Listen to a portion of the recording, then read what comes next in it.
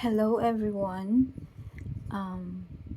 I created this video kasi daming nagtatanong regarding kung legit po ba yung DepAid Consulting International. Anyway, disclaimer lang po, I'm not one of the workers or employees of this company. I'm one of their clients na ka-start ko lang po. Magti-third month pa lang ako sa kanila. And I found out na maganda yung program nila. And before ako nag-enroll sa program nila, I research their backgrounds, their feedbacks, and everything. Yung mga legal papers, documents nila, ni-research ko rin. At I find out na okay naman lahat. At legit naman. Kaya trinay ko po, and before they are based in Canada and US, and hindi naman siguro magtatagal yung company to at kung hindi maganda yung services na binigay nila.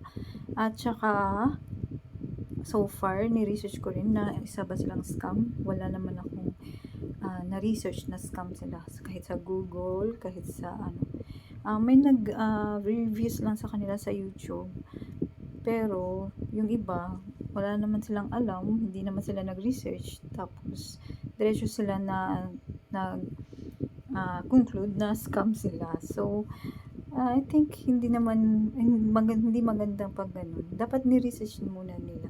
At saka hindi naman yun kaagad-agad pag enroll ka sa program nila, hindi naman yung agad-agad na babayaran talaga nila yung hindi po sila yung magbabayad. Tayo pa rin po yung magbabayad ng utang natin. Is that just you need to be patient and trust the process na lang po. You have to trust the process in order for you to achieve the goal that you wanted to be debt free. Kaya kailangan mong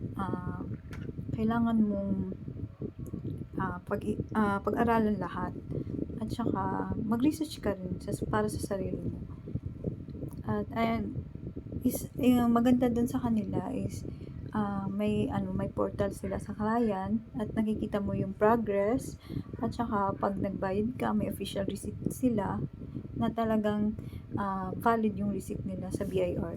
At yung sa contract, detailed yung contract nila, at may legal basis talaga. So kaya nasasabi kong hindi sila scam at hindi sila illegal. They are just trying to help us to be debt free. Ganun lang po yun. At saka nagme-message sila, nagre-reply sila sa mga inquiries mo, at lahat ng mga panghaharas, text messages, or calls, threatenings, lahat yun, forward mo yun sa assigned sa'yo, naka-assigned na consulting person na ibibigay sa'yo.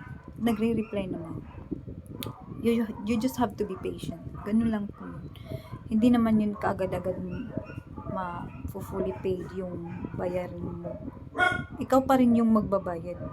Parang sinisave lang nila yung pera na ibibigay mo sa kanila, ibabayad mo sa kanila, sinisave yun. Pag may enough fund ka na, doon sila magsa-start, or 40% of your savings, doon na sila magsa-start na mag-negotiate sa creditors mo. Ang kagandahan lang doon is protected ka by law, kasi may harassment defense program sila, at hindi ka dapat matakot. May peace of mind ka. Makakahinga ka ng maluwag. Ganun lang po. If you have any questions, you can comment below para sa mga karagdagang informations po na gusto nyo malaman. Yan lang po. Thank you.